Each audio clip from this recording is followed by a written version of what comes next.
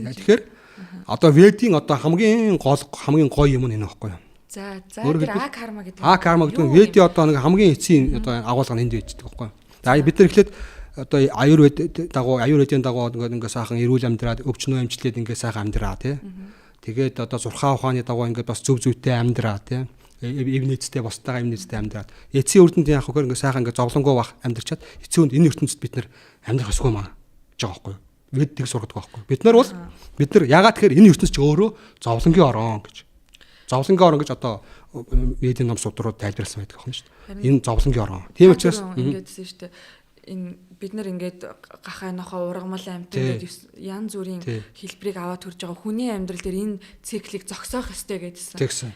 Тэр чинь одоо энэ тэгэхээр яг гарч ирж байгаа. Тэгэхээр хүн одоо хүн тийм боломж борхон олгогдсон байх нь шүү дээ, тий. Яагаад зогсоох ёстой? Яагаад зүгээр л ингэ сайхан амьдрал нэг насандаа нохоо болоод, нэг насандаа дахиа болоод, нэг насандаа хүн болоод амьдраад яваад иж болдгүй юм бэ гэж, тий. Гэтэл чи өөрөө зовлон байдаг юм л тий.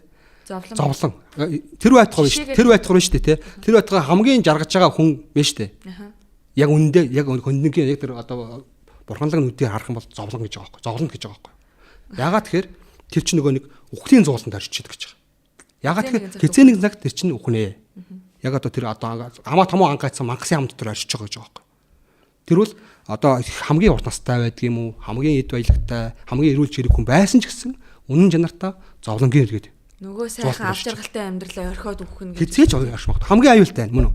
Хамгийн одоо энэ ертөнцийн амьдарч байгаа хүмүүсийн хамгийн их аюултай нэг юм юу гэхээр тэр одоо жаргалтай амьдарч байгаа хүмүүс хизээж хөөж магадгүй.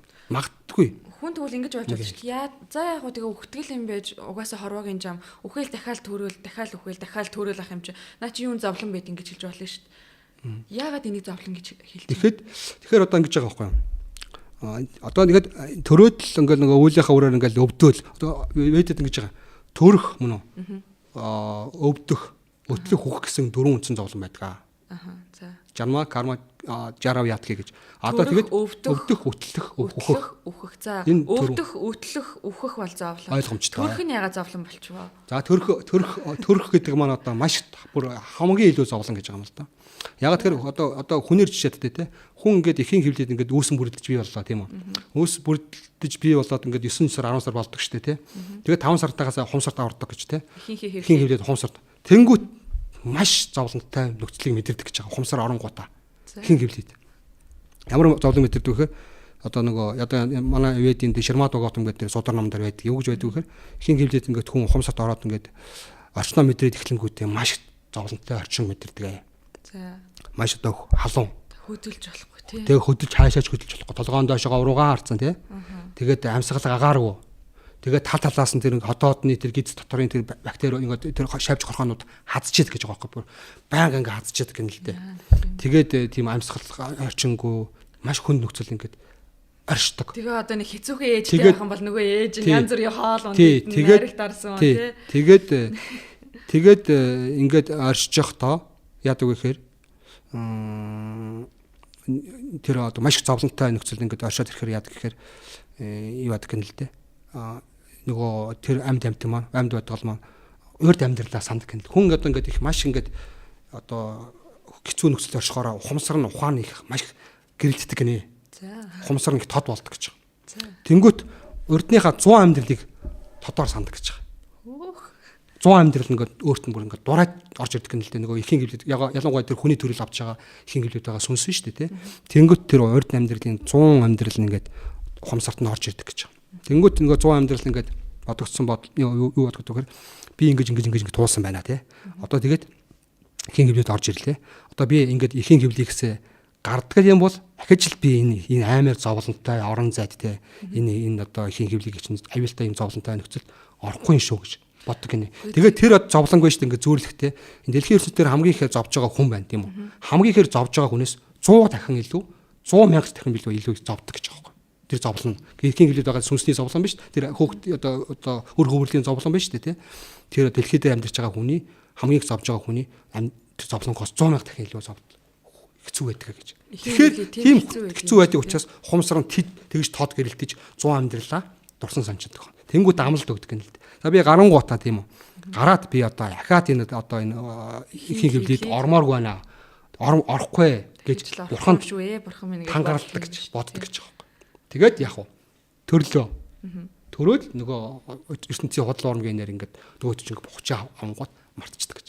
Тэгэл бид нар ингээд жиний амьдрал явж байгаа. Тэгэл дахиад хийвлээ. Тэгээд дахиад хийвлээд ороод ингээд эний чинь сансрын самсара чакра гэж байгаа байхгүй. Самсара чакра буюу хөхтөргийн хүрд гэж байгаа. Хөхтөргийн хүрд чинь ингээд бид нар ингээд эргэлдүүлээд байдаг байхгүй.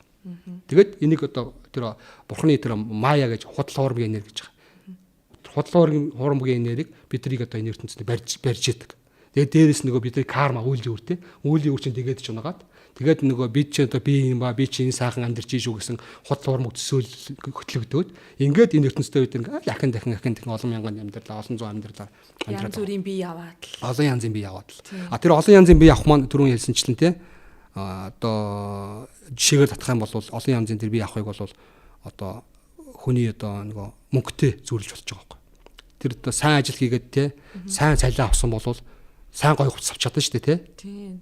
Тийм үү? Гэтэл олигтой ажил хийхгүй тэгээ одоо олигтой юм хийхгүй ажил хийхгүй хөл хүчээ гаргахгүй зүгээр суугаад байсан бол олигтой хувцас авахгүй шүү дээ. Төрөвч нингэн болвол тий.